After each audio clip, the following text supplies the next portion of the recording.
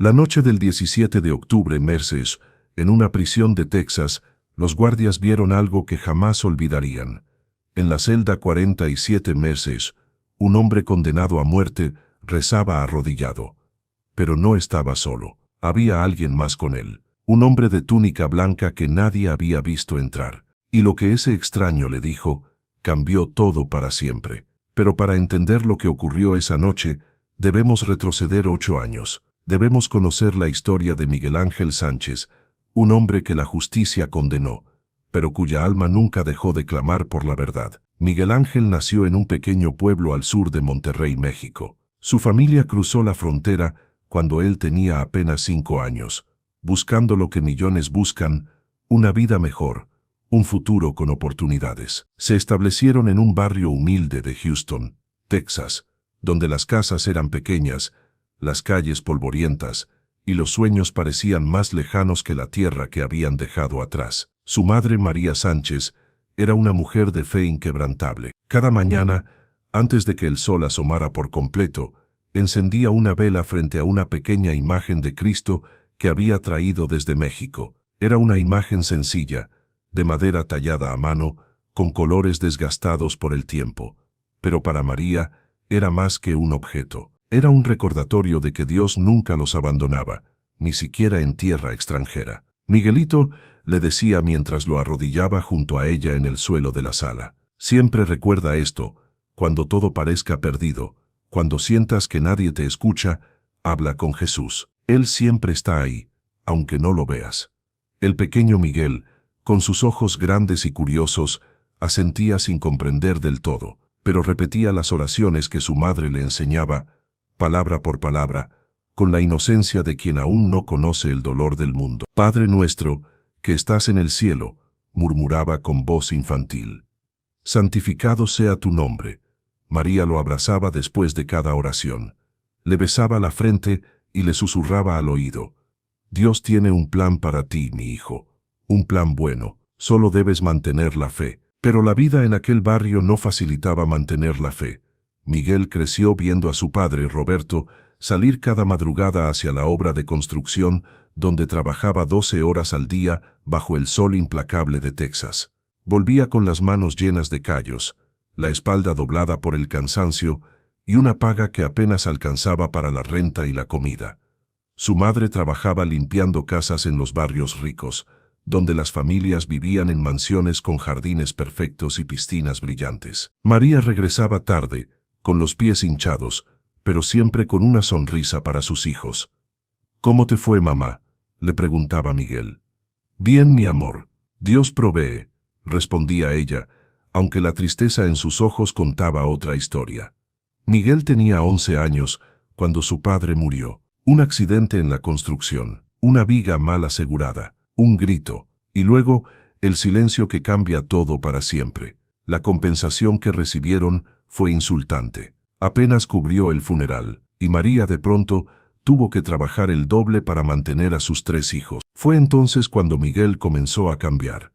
Las calles del barrio lo llamaban con promesas que su madre no podía ofrecer: dinero rápido, respeto instantáneo, pertenencia a algo más grande que su pequeña casa con goteras. Había pandillas en cada esquina, jóvenes que vestían colores, que hablaban con códigos, que caminaban con una seguridad que Miguel envidiaba. A los 13 años comenzó a juntarse con ellos. A los 14 ya llevaba sus colores.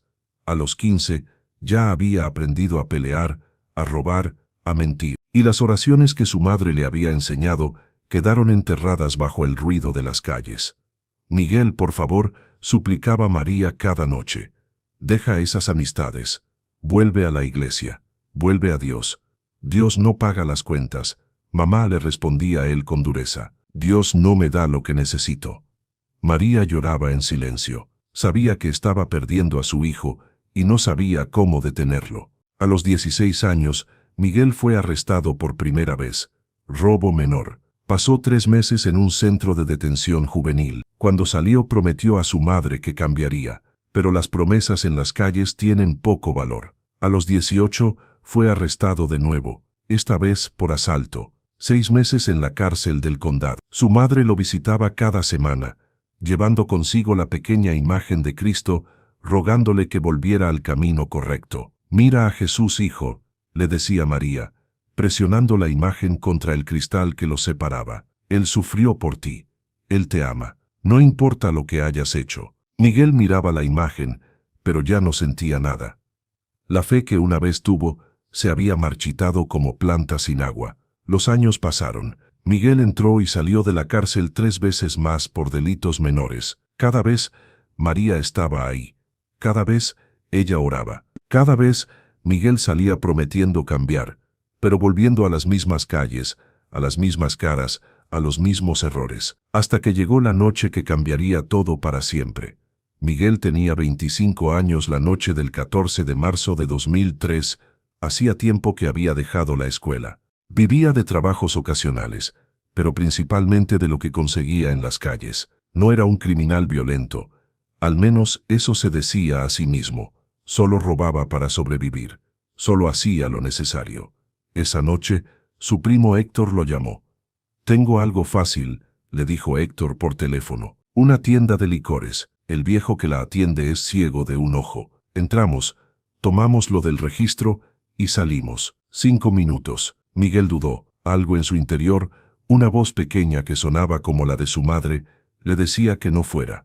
Pero la necesidad era más fuerte. Debía dinero. Tenía deudas. Y las deudas en las calles se pagan con sangre o con billetes. «Está bien», respondió finalmente. «¿A qué hora?» «Medianoche».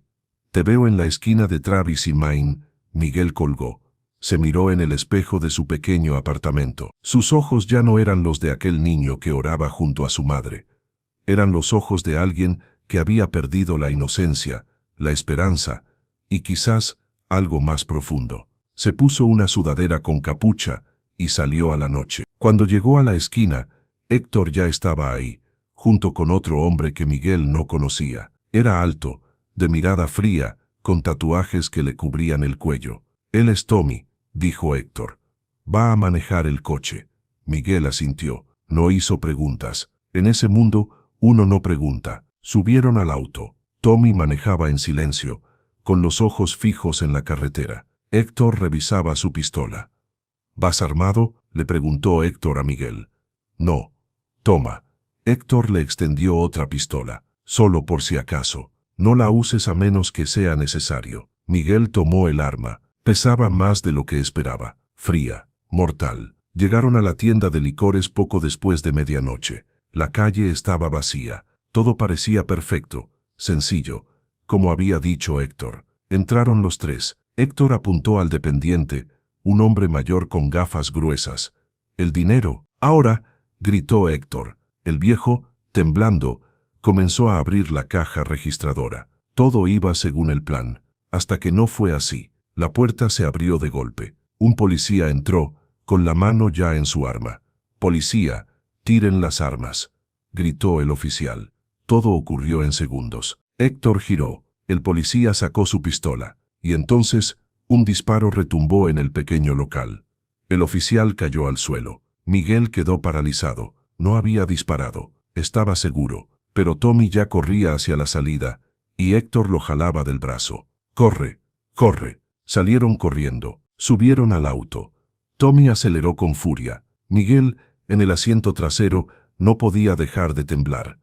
«¿Quién disparó?», preguntó Miguel, con la voz rota.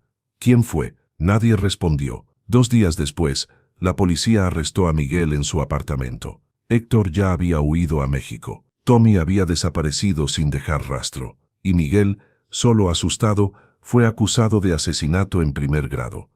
El juicio comenzó 6 meses después. Miguel no tenía dinero para un buen abogado, así que le asignaron un defensor público, un joven recién graduado llamado Daniel Foster, que parecía más nervioso que el propio Miguel. La fiscalía, en cambio, era implacable. La fiscal, Patricia Donovan, era conocida por su dureza, por su habilidad para convencer a los jurados de que los acusados eran monstruos que merecían el castigo máximo. «Damas y caballeros del jurado», dijo Donovan en su discurso de apertura, caminando frente a ellos con la seguridad de quien ya sabe que ganará.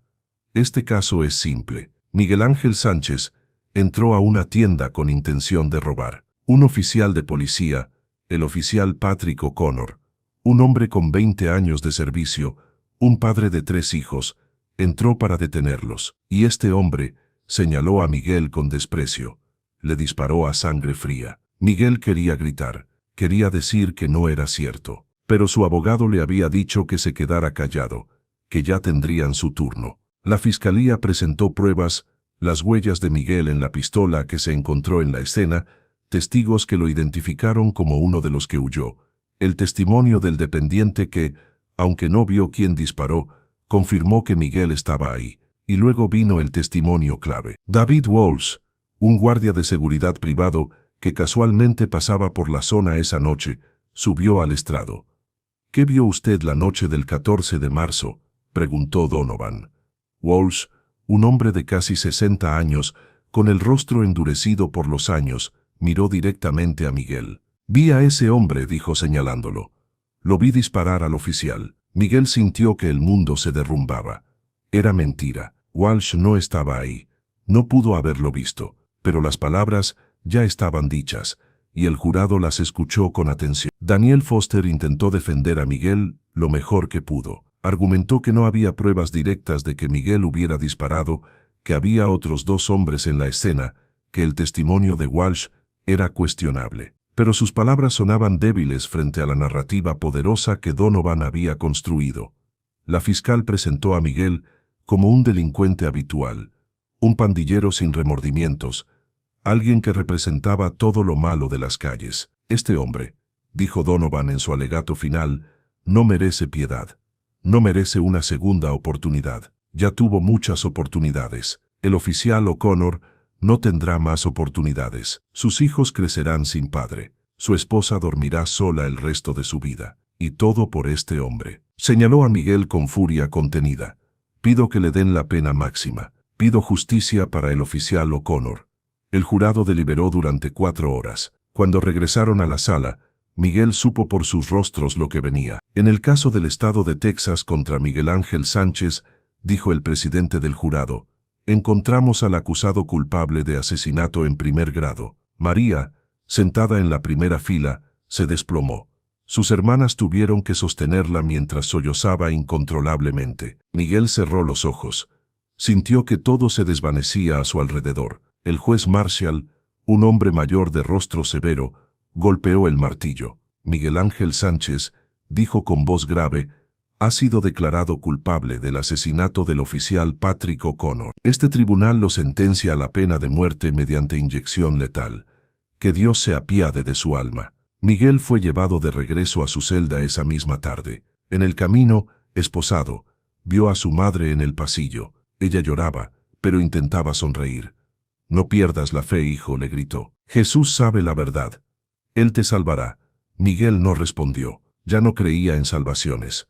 Los años en el corredor de la muerte pasaban lentos, como agua goteando sobre piedra. Miguel fue transferido a la unidad Polunsky en Livingston, Texas, una prisión conocida por albergar a los condenados a muerte. Allí, en una celda de 2 metros por 3, pasaría los siguientes 8 años de su vida, esperando una fecha que todos sabían que llegaría. Los primeros meses fueron los más duros. Miguel se despertaba cada noche gritando, reviviendo el momento del disparo, viendo el rostro del oficial cayendo al suelo. Se culpaba por haber ido esa noche, se odiaba por no haber dicho no, pero sobre todo, se desesperaba porque sabía que era inocente del crimen por el que lo habían condenado, y nadie le creía. Su madre lo visitaba cada semana sin falta. Tomaba 2 autobuses y caminaba 3 kilómetros bajo el sol de Texas para llegar a la prisión. Siempre traía la misma pequeña imagen de Cristo de madera. La presionaba contra el cristal durante las visitas, como si quisiera que Miguel pudiera tocarla. Reza conmigo, hijo, le suplicaba. Solo una oración, solo una. Al principio Miguel se negaba, giraba la cabeza, cruzaba los brazos. ¿De qué sirve rezar, mamá? ¿Dónde estaba Dios cuando me condenaron? Él está aquí, insistía María, con lágrimas corriendo por sus mejillas arrugadas. Él nunca te ha dejado. Eres tú quien le has dado la espalda. Pero Miguel permanecía en silencio, con el corazón endurecido. Fue el padre Tomás Herrera quien comenzó a romper ese muro. El padre Tomás era el capellán de la prisión, un hombre de 65 años con raíces mexicanas, que había dedicado su vida a ministrar a los olvidados. Había visto morir a más de 30 hombres en esa prisión. Había sostenido sus manos en sus últimos momentos, había escuchado sus confesiones finales, y había aprendido que en el corredor de la muerte, más que sermones, los hombres necesitaban presencia. El padre Tomás comenzó a visitar a Miguel una vez por semana. No hablaba de Dios al principio. Hablaba de fútbol, de comida mexicana, de recuerdos de su propio pueblo en Zacatecas. Poco a poco, Miguel comenzó a abrirse. Le contó de su infancia, de su padre, de las calles, de la noche del crimen. Padre, le dijo Miguel un día, con la voz rota, yo no disparé. Lo juro por lo más sagrado, pero nadie me cree, ni siquiera mi propio abogado parecía convencido. El padre Tomás lo escuchó en silencio. Luego dijo algo que Miguel nunca olvidaría. Miguel, los hombres pueden fallar en encontrar la verdad. Los jueces pueden equivocarse, los testigos pueden mentir, pero Dios conoce tu corazón. Él sabe lo que pasó esa noche, y aunque todo el mundo te condene, Él ve tu inocencia. Miguel sintió algo removerse en su pecho, algo que no había sentido en años. ¿Y de qué me sirve eso, padre? ¿De qué me sirve que Dios sepa la verdad si yo voy a morir por una mentira? Porque la paz no viene de que los hombres te crean, respondió el padre Tomás con suavidad. Viene de saber que Dios te conoce, y esa paz, Miguel, nadie te la puede quitar. Ni estos barrotes, ni esta sentencia, ni esta injusticia. Esas palabras se quedaron con Miguel. Durante las noches, cuando el silencio de la prisión se volvía ensordecedor, las repetía en su mente. Dios conoce mi corazón, Dios sabe la verdad. En su 5º año de prisión, algo cambió. Miguel comenzó a asistir a los servicios religiosos que se celebraban en la capilla de la prisión. Al principio iba solo por salir de su celda, por ver otras caras, por romper la monotonía. Pero con el tiempo, las palabras de las lecturas comenzaron a penetrar. Un domingo, el padre Tomás leyó un pasaje del Evangelio de Juan. Conocerán la verdad, y la verdad los hará libres. Miguel, sentado en la última banca, sintió como si esas palabras hubieran sido escritas para él. Esa noche, en su celda, hizo algo que no había hecho en más de una década. Se arrodilló en el suelo frío de concreto y rezó. No sabía exactamente qué decir. Las palabras salían torpes, oxidadas por los años de silencio. Dios, murmuró, con lágrimas cayendo sobre sus manos esposadas. No sé si me escuchas, no sé si me recuerdas, pero necesito tu ayuda. No por mí, ya acepté mi destino, pero por mi madre. Ayúdala a ella, dale paz. Y si es posible, muestra la verdad, no por salvarme, sino porque la verdad importa. Fue una oración sencilla, sin adornos, sin promesas de cambio, solo la súplica honesta de un hombre roto. Cuando terminó, Miguel se quedó arrodillado por largo rato, y por primera vez en años, sintió algo parecido a la paz. A partir de ese día, Miguel comenzó a rezar el rosario. Su madre le había conseguido autorización para tener uno en su celda, un rosario sencillo de plástico azul. Cada noche, antes de dormir, lo tomaba entre sus manos y recitaba las oraciones que su madre le había enseñado cuando era niño. Dios te salve María, llena eres de gracia. Las palabras regresaban a él como viejos amigos, como canciones que uno cree olvidadas pero que el corazón recuerda. El padre Tomás notó el cambio. Veo algo diferente en ti, Miguel, le dijo durante una de sus visitas. Hay luz en tus ojos. No sé si es luz, padre, respondió Miguel, pero ya no siento tanto odio. Ya no despierto queriendo gritar. Sigo sabiendo que soy inocente, pero de alguna forma ya no me consume. Eso es gracia, dijo el padre Tomás sonriendo. Eso es lo que sucede cuando dejas que Dios entre. Miguel no estaba seguro de entender completamente lo que el padre decía, pero sabía que algo había cambiado. El corredor de la muerte seguía siendo el mismo. Las rejas seguían siendo de acero. La sentencia seguía siendo de muerte. Pero dentro de él, algo se había ablandado. Durante el 7º año de su encarcelamiento, algo extraordinario ocurrió. Era una noche de julio, calurosa y sofocante. Miguel yacía en su camastro, sudando bajo la poca ventilación de su celda. Había pasado el día orando, como ahora era su costumbre. Se quedó dormido con el rosario aún en sus manos. En medio de la noche, tuvo un sueño, pero no era como otros sueños. Era vívido, real, como si estuviera despierto. En el sueño Miguel estaba en un campo abierto. El cielo era de un azul imposible. El pasto verde brillaba bajo el sol, y frente a él, caminando hacia él, había un hombre. Vestía una túnica blanca sencilla. Tenía el cabello largo y oscuro, barba. Sus ojos eran profundos, llenos de una compasión que Miguel nunca había visto. Miguel, dijo el hombre, y su voz era como agua fresca en el desierto. Tu madre nunca ha dejado de orar por ti. Continúa orando. La verdad siempre sale a la luz. Miguel quería hablar, hacer preguntas, pero no podía encontrar las palabras. El hombre se acercó y puso una mano sobre su hombro. El toque era real, cálido. No tengas miedo, dijo el hombre. Yo estaré contigo, hasta el final. Y entonces Miguel despertó. Se sentó en su camastro, respirando agitadamente. Su corazón latía con fuerza. Miró a su alrededor. Estaba en su celda, solo. Pero la sensación de esa mano en su hombro permanecía, tan real como los barrotes de su prisión. A la mañana siguiente, le contó al padre Tomás sobre el sueño. El sacerdote escuchó con atención, asintiendo lentamente. Miguel dijo finalmente, hay momentos en que Dios se acerca de maneras extraordinarias, a veces en sueños, a veces en visiones. No puedo decirte qué fue lo que experimentaste, pero sí te digo esto, no lo olvides. Aférrate a esas palabras. La verdad siempre sale a la luz. Miguel guardó ese sueño en lo más profundo de su corazón. En los días difíciles, cuando la desesperanza amenazaba con volver, cerraba los ojos y recordaba esa voz. La verdad siempre sale a la luz. Se convirtió en su mantra, en su ancla. Los meses siguientes pasaron con una mezcla de rutina y anticipación. Miguel sabía que su tiempo se agotaba. Las apelaciones habían sido rechazadas una por una. Su caso había llegado hasta la Corte Suprema del Estado y había sido denegado. No había más recursos legales. Solo quedaba esperar la fecha final. María seguía visitándolo fielmente. Ahora tenía 72 años. Su cabello era completamente blanco. Sus manos temblaban ligeramente, pero su fe permanecía inquebrantable. Dios hará un milagro, hijo, le decía en cada visita. Yo lo sé, lo siento en mi corazón.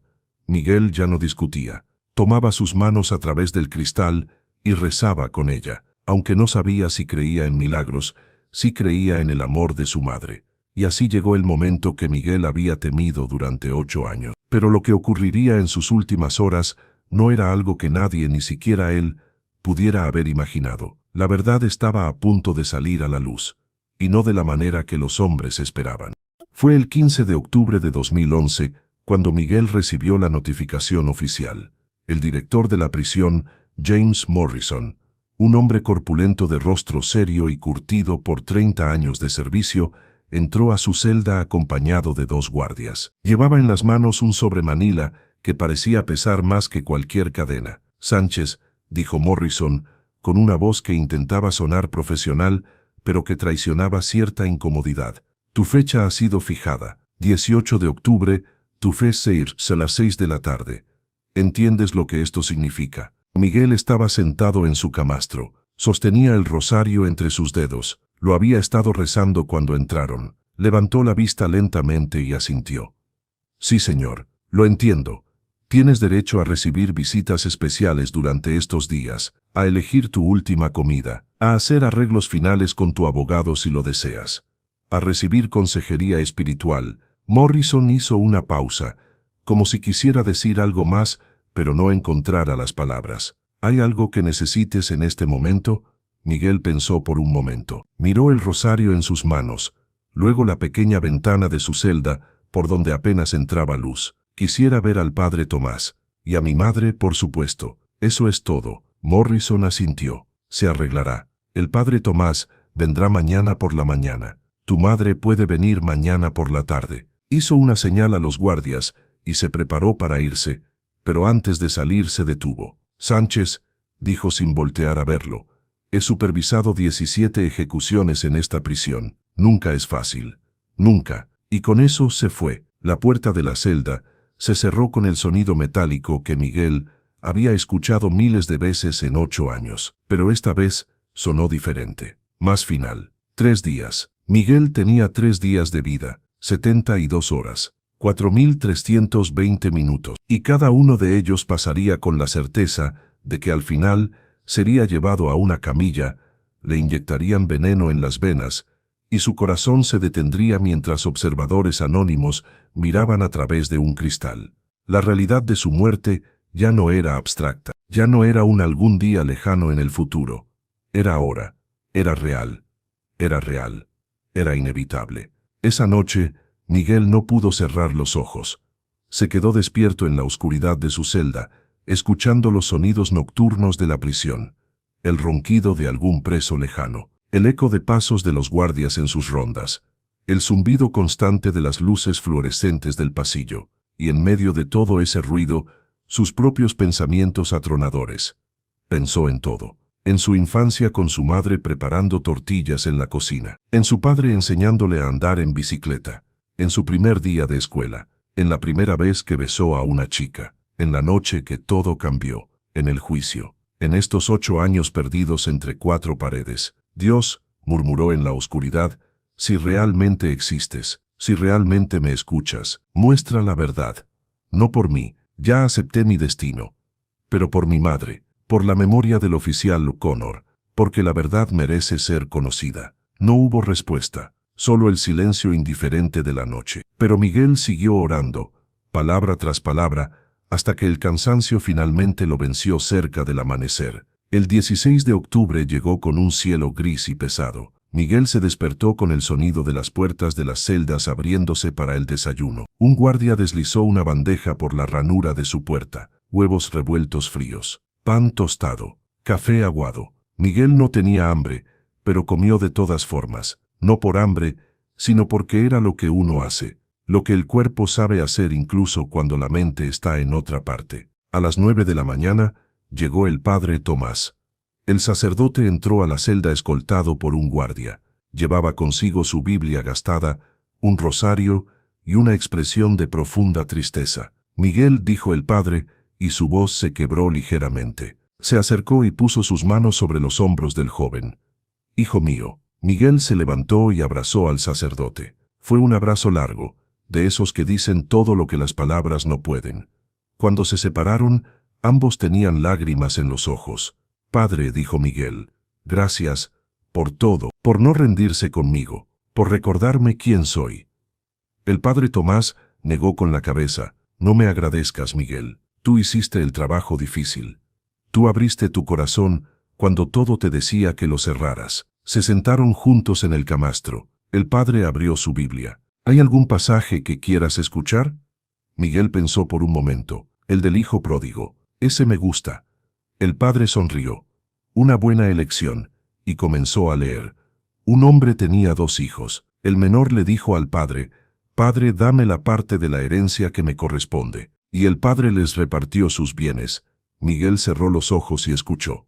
Conocía la historia. La había escuchado desde niño, pero ahora, en sus últimas horas, tenía un significado diferente, más profundo, más personal.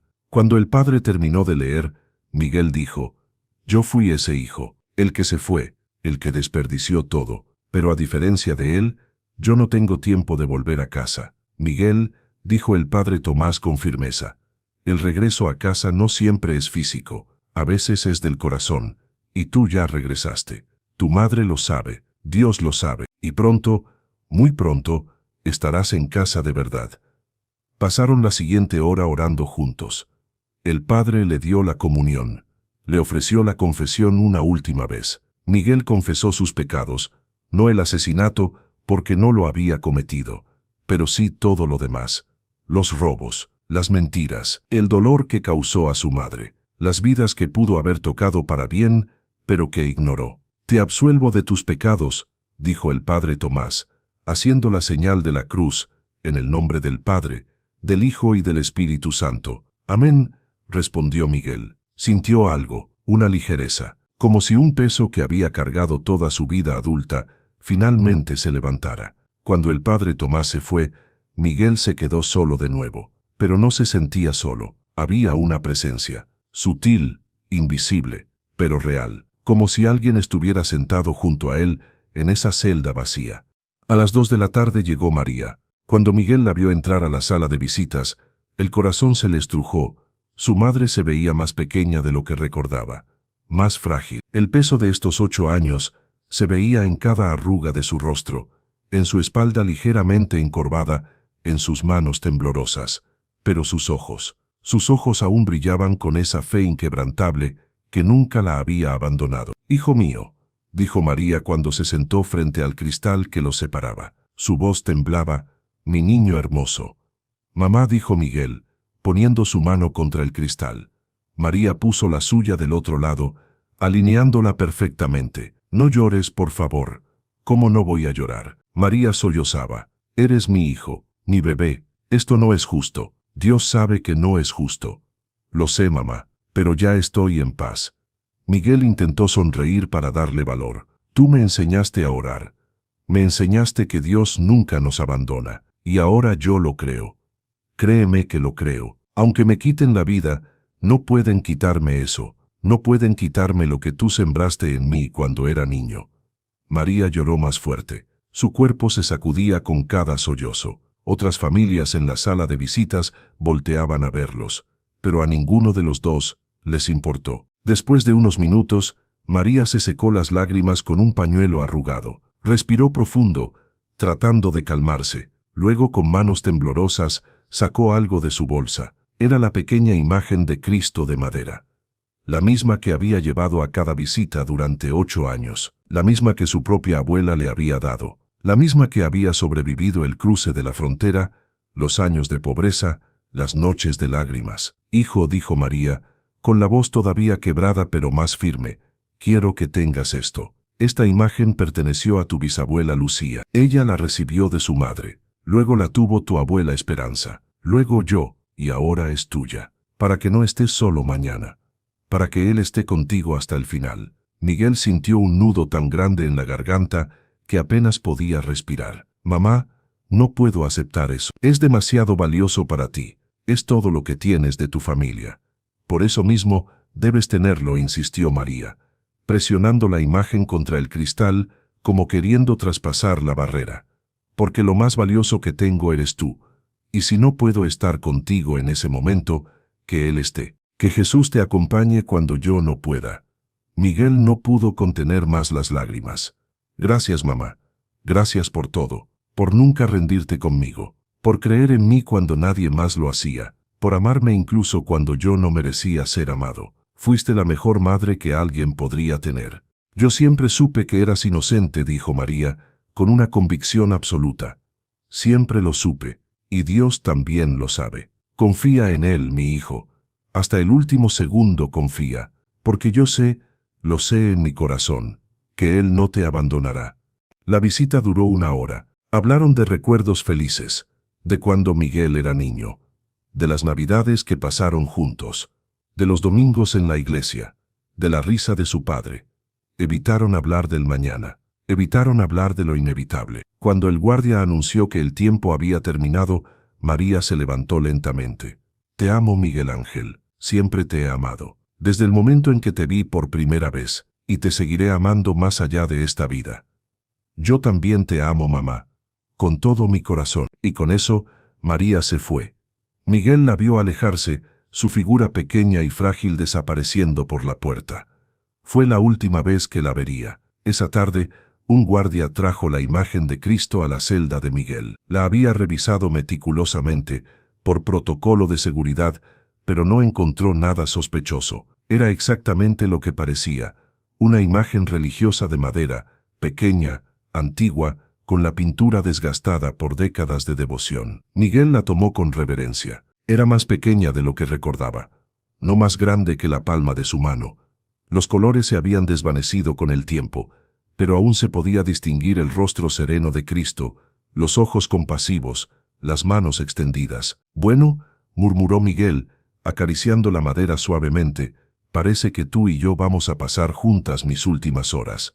La colocó cuidadosamente sobre su camastro, recostada contra la pared, y por el resto de la tarde, cada vez que levantaba la vista, ahí estaba, mirándolo, acompañándolo. A las 5 de la tarde, el director Morrison vino personalmente a preguntar sobre la última comida. Era un protocolo estándar, un derecho de todo condenado. ¿Qué quieres, Sánchez? Dentro de lo razonable, podemos conseguir casi cualquier cosa. Algunos piden langosta, otros pizza. Algunos prefieren la comida de su madre. ¿Qué te gustaría? Miguel miró la imagen en sus manos, pensó en todos los hombres que habían usado esa última comida como un pequeño consuelo antes del final. No los juzgaba, pero para él, la comida ya no tenía sentido. No quiero una comida especial, señor, respondió Miguel con calma. Solo pido que me permitan tener esta imagen conmigo hasta el final. Eso es todo lo que necesito. Morrison frunció el ceño, claramente confundido. En sus 30 años, manejando el corredor de la muerte, había supervisado 17 ejecuciones. Nunca, ni una sola vez, había visto a un condenado rechazar su última comida. ¿Estás completamente seguro?, preguntó Morrison, dándole una última oportunidad. Es tu derecho. Puedes pedir lo que quieras. Estoy seguro, respondió Miguel, mirándolo directamente a los ojos. La comida alimenta el cuerpo. Pero mi cuerpo no importa ya. Mi alma es lo que necesita alimento. Y esto, levantó la imagen. Esto es suficiente. Morrison lo miró por un largo momento. Había algo en ese joven que lo desconcertaba. Una paz que no debería estar ahí. Una serenidad que desafiaba toda lógica. De acuerdo, dijo finalmente, puedes quedarte con la imagen. Cuando el director se fue, Miguel se quedó solo de nuevo. El sol comenzaba a ocultarse. Los últimos rayos de luz entraban por la pequeña ventana de su celda, creando sombras largas en las paredes. Miguel se arrodilló en el suelo frío de concreto.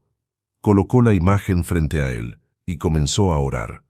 Padre nuestro, que estás en los cielos. Las palabras fluían ahora con facilidad, como un río que finalmente encuentra su cauce después de estar bloqueado por años. Santificado sea tu nombre. Venga a nosotros tu reino. Oró el rosario completo, todas las cuentas, todos los misterios. Luego oró oraciones que recordaba de su infancia, y cuando se le acabaron las oraciones memorizadas, comenzó a hablar con Dios como se habla con un amigo. No sé qué va a pasar mañana, dijo Miguel en voz baja. Tengo miedo, no voy a mentir, no miedo a morir, sino miedo a que la verdad quede enterrada para siempre. Miedo a que mi madre pase el resto de su vida pensando que su hijo fue un asesino. Miedo a que el oficial O'Connor nunca tenga justicia real. Hizo una pausa, miró la imagen de Cristo, y continuó, pero también tengo paz. No sé cómo explicarlo. No debería tener paz. Debería estar gritando. Debería estar golpeando las paredes. Pero no lo hago, porque de alguna forma, en algún lugar profundo, sé que tú estás aquí, que no estoy solo, y eso tiene que ser suficiente. La noche cayó sobre la prisión como un manto pesado. Las luces del corredor se encendieron, creando ese resplandor artificial que nunca dejaba oscurecer completamente. Miguel permaneció despierto. No podía dormir, no quería dormir. Cada minuto era precioso ahora. Alrededor de las 11 de la noche, comenzó a oír voces en el pasillo, guardias haciendo sus rondas. Uno de ellos, Martínez, se detuvo frente a su celda. ¿Estás bien, Sánchez?, preguntó. Era un guardia joven, de unos 30 años, que siempre había tratado a Miguel con respeto. Sí, gracias, Martínez. ¿Necesitas algo? ¿Agua? ¿Una manta extra? No, estoy bien, solo. Miguel dudó. Solo ora por mí, si puedes. Martínez asintió, visiblemente conmovido. Lo haré, hermano, lo haré, y continuó su ronda. Miguel volvió a arrodillarse. Tomó la imagen entre sus manos y cerró los ojos. Jesús, murmuró, si realmente viniste a este mundo para salvar a los perdidos, entonces estoy en el lugar correcto. Porque estoy perdido. Estoy a horas de morir por algo que no hice. Pero incluso si muero, incluso si nadie nunca sabe la verdad, yo sé que tú la sabes, y eso tiene que bastar. Siguió orando, hora tras hora. Las palabras a veces fluían, a veces se quedaba en silencio, a veces solo sostenía la imagen y lloraba. Era cerca de las 3 de la mañana cuando ocurrió. Miguel estaba de rodillas, con los ojos cerrados, recitando el rosario por enésima vez esa noche. Dios te salve María, llena eres de gracia, el Señor es contigo, y entonces sintió algo, una presencia, diferente a todo lo que había sentido antes. No era su imaginación, no era el cansancio, era real, tangible, poderoso. Abrió los ojos lentamente. Su celda estaba igual que siempre, las mismas paredes de concreto, los mismos barrotes de acero, la misma luz fluorescente del pasillo. Pero había algo más, alguien más. En el rincón de su celda, junto a la pared opuesta, había una figura, un hombre. Vestía una túnica blanca simple. Tenía el cabello largo y oscuro que le caía sobre los hombros, una barba y ojos que Miguel reconoció inmediatamente. Eran los mismos ojos del sueño que tuvo meses atrás. Los mismos ojos llenos de compasión infinita. Miguel no pudo moverse, no pudo hablar, solo pudo mirar. El hombre no se movió tampoco, solo estaba ahí, de pie, sereno, como si siempre hubiera estado ahí. No tengas miedo, Miguel, dijo el hombre. Su voz era suave pero llenaba toda la celda. Yo estoy contigo. Miguel sintió lágrimas correr por su rostro. ¿Quién eres? El hombre sonrió, una sonrisa llena de ternura. Tú ya sabes quién soy. Me has estado llamando toda la noche, y yo he estado escuchando cada palabra. Miguel cayó postrado en el suelo. Señor, levántate, Miguel, dijo el hombre con suavidad. No vine para que te postres, vine para estar contigo en tu hora más oscura. Miguel se levantó tembloroso. Sus piernas apenas lo sostenían. ¿Por qué? ¿Por qué viniste? Porque tu madre nunca dejó de orar. Porque tu fe, aunque pequeña, fue suficiente. Y porque hay cosas que los hombres no pueden hacer. Pero yo sí. El hombre se acercó. Con cada paso, Miguel sentía que el aire de la celda se volvía más ligero, más puro, como si toda la oscuridad de ese lugar se disipara ante su presencia. La verdad saldrá a la luz, dijo el hombre, ahora de pie frente a Miguel. No como tú esperas, no como los hombres lo hacen, pero saldrá, porque yo lo ordeno. Y entonces, el hombre puso su mano sobre el hombro de Miguel, exactamente como en el sueño. El toque era real, cálido, y con ese toque, Miguel sintió algo que nunca había experimentado, una paz absoluta, total, que trascendía todo entendimiento. Duerme ahora, dijo el hombre, porque lo que viene requerirá que estés fuerte. Miguel sintió que sus párpados se volvían pesados. No quería cerrar los ojos, no quería que este momento terminara, pero no pudo resistir. Se recostó en su camastro, sosteniendo aún la imagen de Cristo contra su pecho, y por primera vez en toda la noche, se quedó dormido. Un sueño profundo, sin pesadillas, sin miedo, solo paz. Pero lo que Miguel no sabía era que afuera de su celda, algo estaba por ocurrir, algo que cambiaría todo, porque esa misma noche, en el pasillo del corredor de la muerte, un guardia estaba a punto de ver algo que desafiaría todo lo que creía saber sobre la realidad. El reloj marcaba las 3:20 de la madrugada, cuando el guardia nocturno Martínez hacía su ronda habitual. Caminaba por el pasillo con su linterna, revisando cada celda, asegurándose de que todo estuviera en orden. Era una rutina que había hecho cientos de veces, pero cuando pasó frente a la celda 47 de Nadel, la celda de Miguel, se detuvo en seco. Había una luz suave dorada, que emanaba del interior de la celda. Al principio pensó que era un reflejo de su linterna. La apagó. La luz seguía ahí, venía de dentro de la celda. Martínez se acercó lentamente a los barrotes, y lo que vio lo dejó paralizado. Miguel estaba dormido en su camastro, pero sobre su pecho, la pequeña imagen de Cristo brillaba. No era su imaginación. No era un truco de luz. La imagen emitía un resplandor dorado, suave pero inconfundible.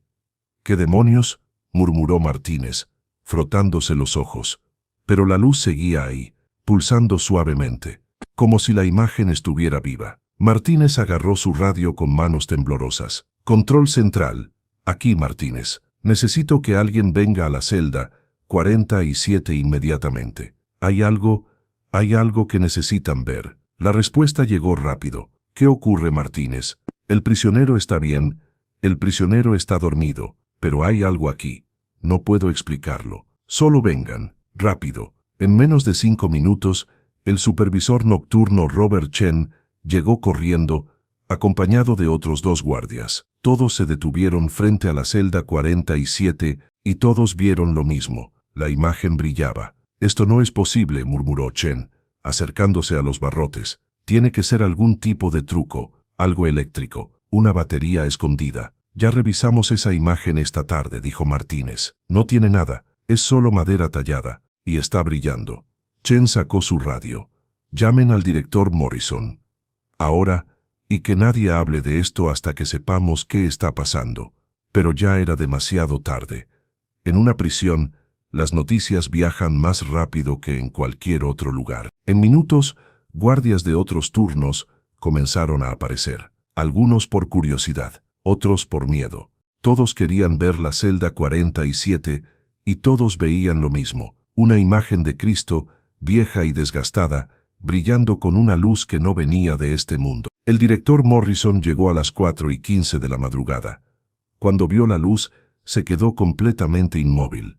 «Llamen al capellán», ordenó con voz tensa, «y que nadie, absolutamente nadie, entre a esa celda hasta que él llegue». El padre Tomás fue despertado en medio de la noche con la noticia urgente. Cuando llegó a la prisión a las 4:45, su corazón latía con fuerza. Le habían dicho que algo inexplicable estaba ocurriendo en la celda de Miguel. Pero nada lo preparó para lo que vio. La imagen brillaba, suave, constante, inexplicable. El padre Tomás se arrodilló inmediatamente frente a los barrotes. «Señor, ten piedad de nosotros», murmuró con la voz quebrada. «Esto es una señal». «¿Una señal de qué, padre?», preguntó Morrison, claramente perturbado. El padre Tomás levantó la vista, con lágrimas en los ojos. «De que Dios está aquí, de que está a punto de hacer algo extraordinario.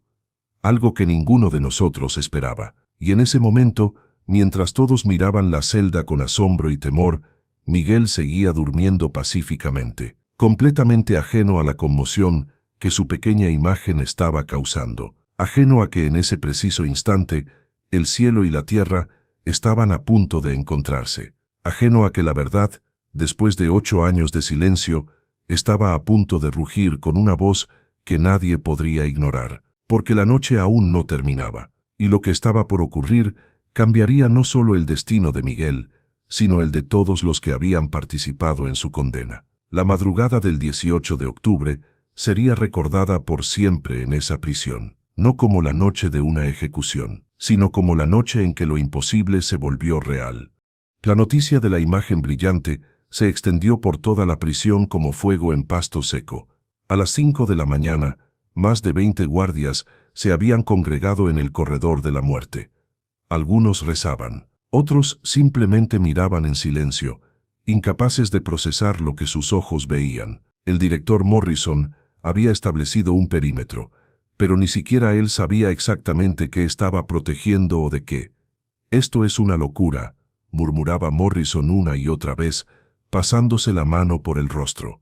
30 años en este trabajo y nunca había visto algo así. El padre Tomás permanecía arrodillado frente a la celda, con el rosario entre sus manos, orando en voz baja. Su corazón le decía que algo profundo estaba ocurriendo, algo que trascendía la lógica humana, algo divino. A las 5:30 de la mañana, mientras Miguel aún dormía en paz, ocurrió algo que nadie esperaba. Uno de los guardias más veteranos de la prisión, David Walsh, llegó a su turno. Walsh tenía 58 años y llevaba 23 trabajando en esa institución. Era conocido por su dureza, por nunca mostrar emoción, por tratar a los prisioneros con una frialdad profesional que bordeaba el desprecio.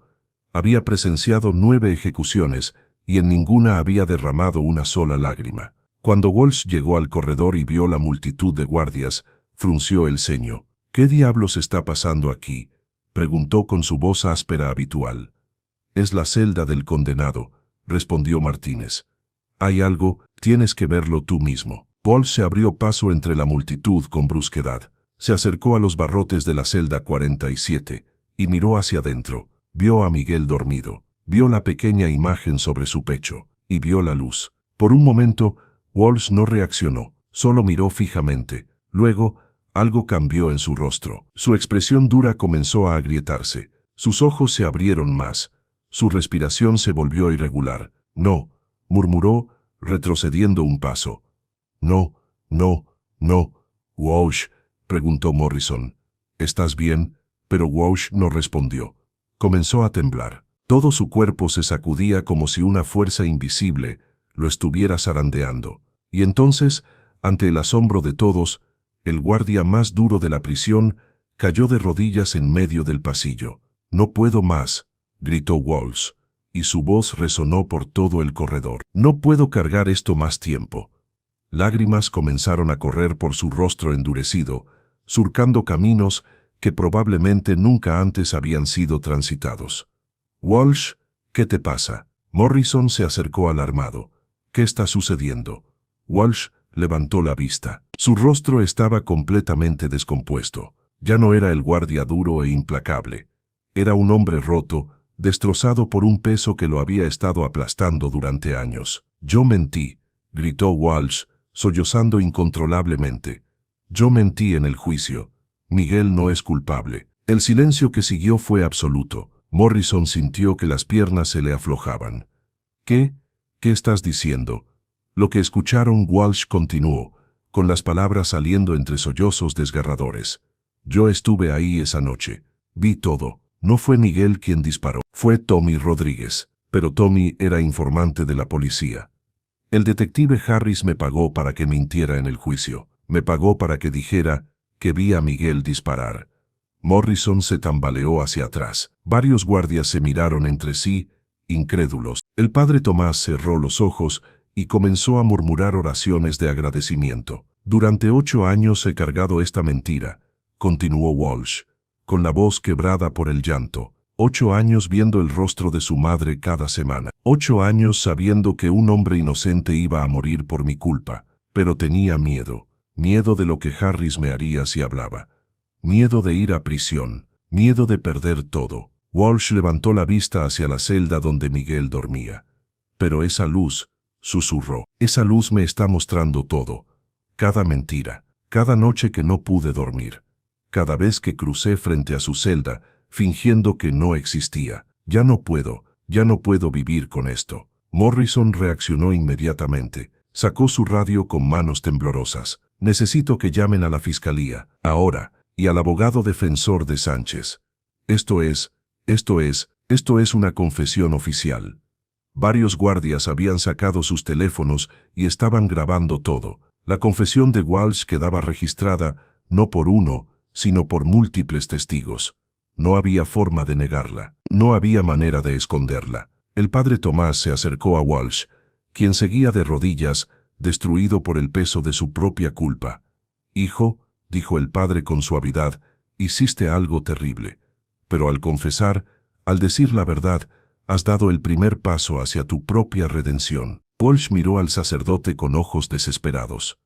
«¿Cómo puede Dios perdonarme? Casi mato a un hombre inocente. Destruí 8 años de su vida. Dios puede perdonar cualquier cosa», respondió el padre Tomás.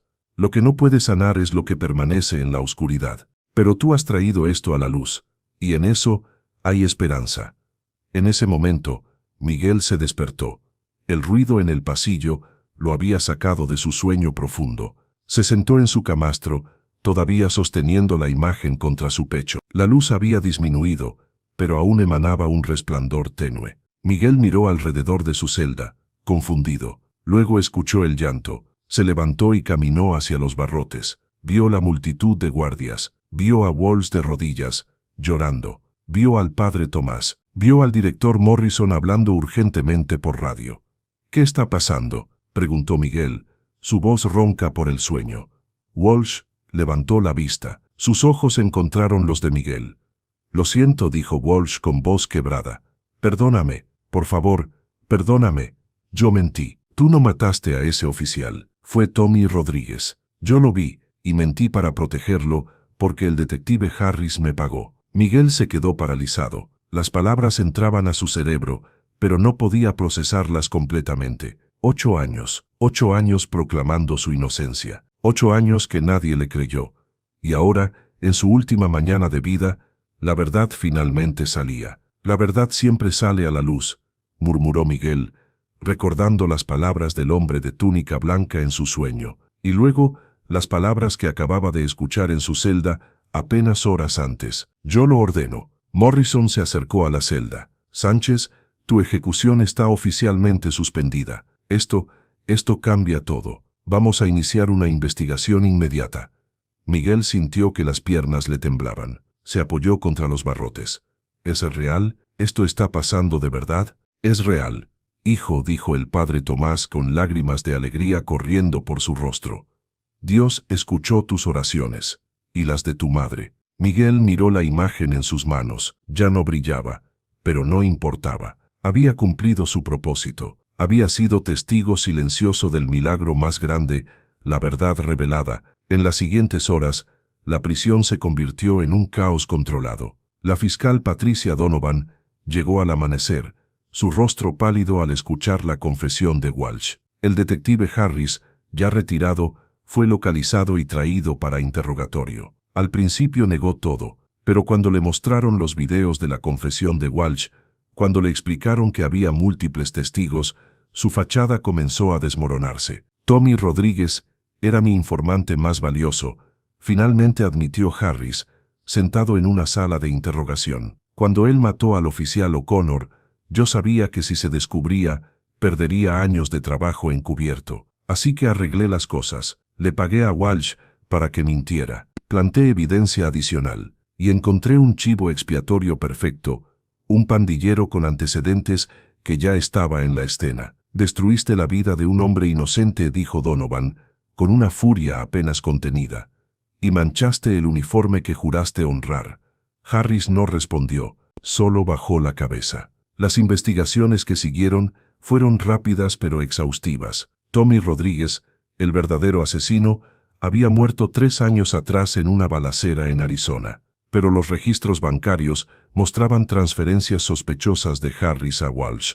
Testigos que habían tenido miedo de hablar comenzaron a salir. La evidencia original fue reexaminada con nuevos ojos. El caso contra Miguel se desmoronó completamente. No solo había dudas razonables, había certeza absoluta de su inocencia. La fiscalía no tuvo otra opción. El 15 de diciembre de 2011, casi 2 meses después de que su ejecución fue suspendida, Miguel Ángel Sánchez caminó fuera de la prisión como hombre libre. Todos los cargos fueron retirados. Su récord fue limpiado, y aunque nada podría devolverle los 8 años perdidos, al menos ahora tenía algo que no tenía antes, su verdad reconocida. María estaba esperando afuera de las puertas de la prisión. Ahora tenía 73 años, pero ese día parecía más joven. Su rostro brillaba con una alegría que no había sentido en casi una década. Cuando vio a Miguel salir, las piernas casi le fallaron. «Hijo», gritó corriendo hacia él con brazos abiertos.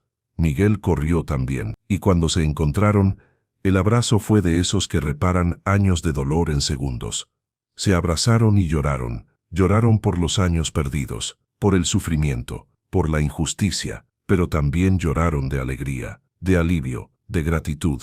«Te lo dije, mi niño», susurró María en su oído. «Te dije que Dios haría un milagro, que Jesús no te abandonaría». Miguel la apretó más fuerte. «Tú nunca dejaste de creer, mamá. Nunca. Y tu fe me salvó». Se separaron lo suficiente para mirarse a los ojos. Miguel sacó algo de su bolsillo. Era la pequeña imagen de Cristo de madera. Ya no brillaba. Era simplemente lo que siempre había sido, una imagen antigua, desgastada, humilde. Pero ahora representaba mucho más. «Esta imagen», dijo Miguel con voz temblorosa, «fue testigo de todo, del milagro, de la confesión, de la verdad, saliendo a la luz». María la tomó con reverencia, la besó y luego la presionó de nuevo en las manos de Miguel. «No, hijo, ahora es tuya, para que nunca olvides que cuando todo parecía perdido, Dios estaba ahí». Miguel asintió, guardando la imagen cuidadosamente. El padre Tomás se acercó a ellos. Había venido a despedirse. «Miguel», dijo el sacerdote, «en mis 40 años de sacerdocio he visto muchas cosas, pero esto es lo más cercano a un milagro que he presenciado». «Fue un milagro, padre», respondió Miguel. «De eso no tengo duda». «¿Qué harás ahora?», preguntó el padre. Miguel miró a su madre, luego al cielo despejado.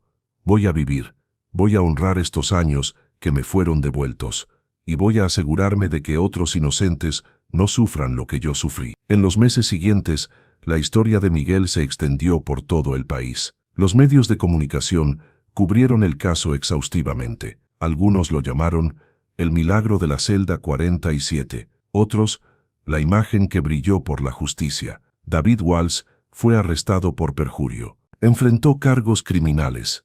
Pero en su juicio, algo inesperado ocurrió. Miguel testificó, no en su contra, a su favor. Su honor, dijo Miguel frente al juez, lo que el señor Walsh hizo fue terrible. Me costó 8 años de mi vida, pero también reconozco que confesó, que finalmente tuvo el valor de decir la verdad. Y por eso, por esa valentía final, le pido clemencia. El juez consideró las palabras de Miguel. Walsh recibió una sentencia, pero fue significativamente reducida por su confesión y el testimonio de Miguel a su favor. El detective Harris no tuvo tanta suerte. Fue condenado a 15 años por conspiración, corrupción y obstrucción de la justicia. Su carrera quedó destruida, su reputación en ruinas.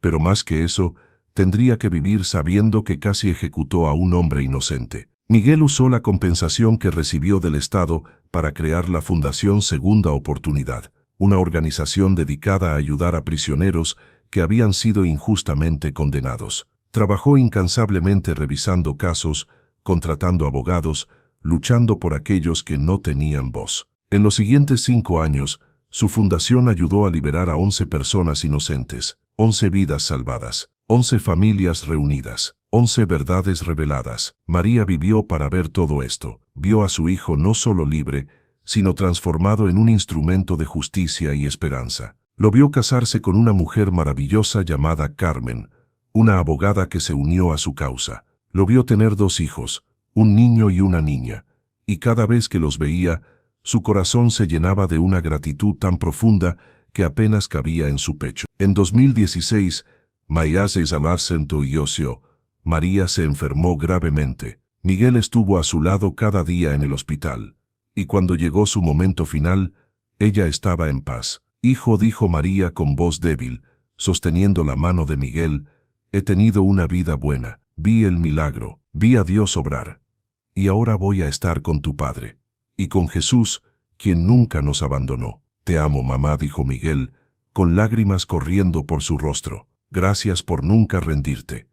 María sonrió, cerró los ojos, y exhaló su último aliento sosteniendo la misma medalla de Cristo que había llevado toda su vida. Miguel la enterró con esa medalla, y en su tumba grabó, mujer de fe inquebrantable, madre que nunca dejó de creer, que nos enseñó que los milagros sí existen. La pequeña imagen de Cristo de madera, que brilló aquella noche ahora, descansa en un lugar especial en la casa de Miguel, no en un altar grandioso, no detrás de un cristal, sino en un lugar sencillo, en la sala, donde él y su familia la ven cada día, donde sus hijos pueden tocarla, donde todos pueden recordar, y cada vez que Miguel la mira, recuerda la celda 47, recuerda la desesperación, recuerda las oraciones de su madre, recuerda al hombre de túnica blanca que vino en su hora más oscura, recuerda la luz, recuerda la confesión, recuerda que la verdad, por más enterrada que esté,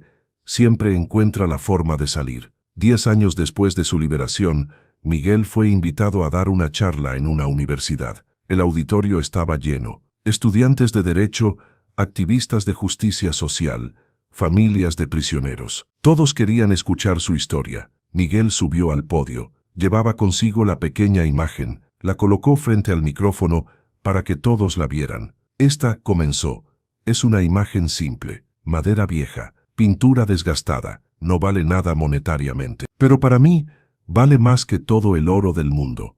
Porque esta imagen fue testigo de un milagro, no el tipo de milagro que esperamos. No rayos de luz, ni voces del cielo, sino el milagro de la verdad. El milagro de un hombre destrozado por la culpa que finalmente encuentra el valor para hablar. El milagro de la justicia tardía pero finalmente servida. Hizo una pausa, miró a la audiencia. Pero el verdadero milagro no fue mi liberación. El verdadero milagro fue aprender que incluso en los lugares más oscuros Incluso cuando todo parece perdido, Dios está ahí. Puede que no lo veamos, puede que no lo sintamos, pero está ahí, esperando, trabajando, preparando el momento en que la verdad finalmente rugirá. Pasé 8 años en el corredor de la muerte por un crimen que no cometí. 8 años es mucho tiempo, pero en esos 8 años aprendí algo que nunca habría aprendido afuera. Aprendí a orar de verdad. Aprendí a perdonar. Aprendí que la fe no es creer que Dios te dará lo que quieres, sino confiar en que Él hará lo que es correcto, incluso cuando no lo entendemos. La audiencia estaba en completo silencio. Algunos lloraban, otros simplemente miraban, absortos. Hoy, continuó Miguel, quiero decirles algo a cada uno de ustedes. Si están pasando por una injusticia, si sienten que nadie los escucha, si la verdad está enterrada y piensan que nunca saldrá, no se rindan, no pierdan la fe, porque he visto con mis propios ojos que Dios puede entrar a una prisión, puede iluminar la celda más oscura y puede mover el corazón más endurecido para que confiese la verdad.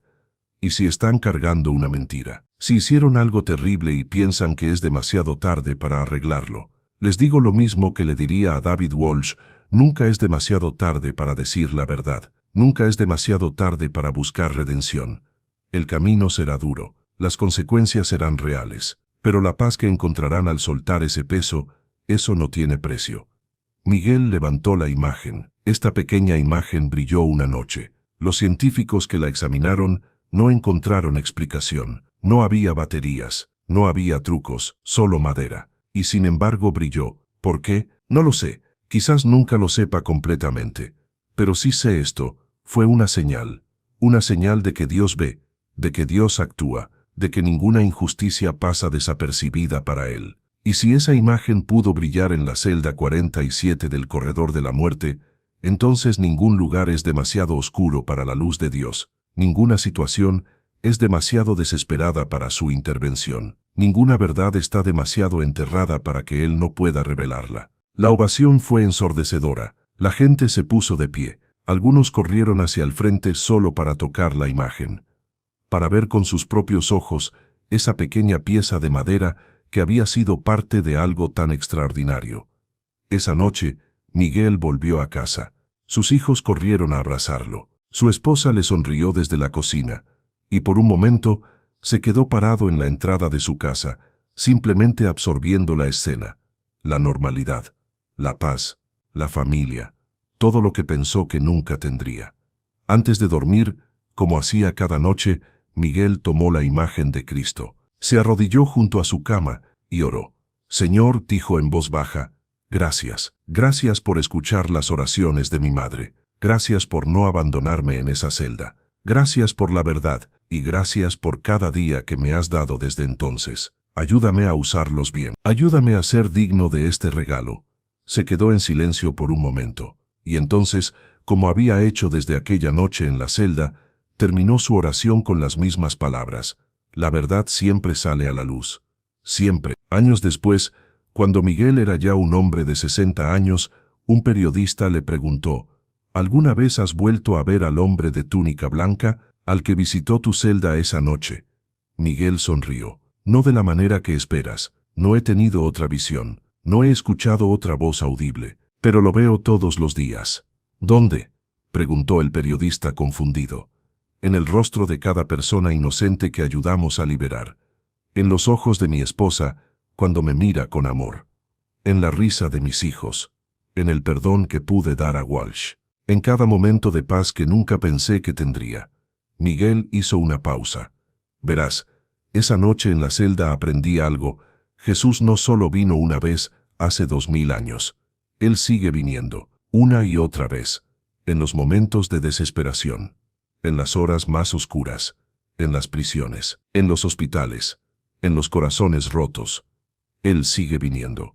Y si estás atento, si realmente miras, lo verás. La historia de Miguel Ángel Sánchez se convirtió en más que una historia de injusticia rectificada. Se convirtió en un testimonio de fe, de perseverancia, de amor maternal que nunca se rinde, de verdad que no puede ser silenciada para siempre. Hoy, la Fundación Segunda Oportunidad ha ayudado a liberar a más de 40 personas injustamente condenadas, ha cambiado leyes, ha reformado prácticas policiales, ha dado voz a los que no la tenían. Y todo comenzó en una celda, con un hombre arrodillado, con una madre que nunca dejó de orar, y con una pequeña imagen de madera que por una noche brilló con la luz de algo más grande que cualquier oscuridad humana. La celda 47 del corredor de la muerte ya no existe. La prisión fue renovada, pero en ese lugar, donde alguna vez un hombre inocente esperaba morir, ahora hay una placa.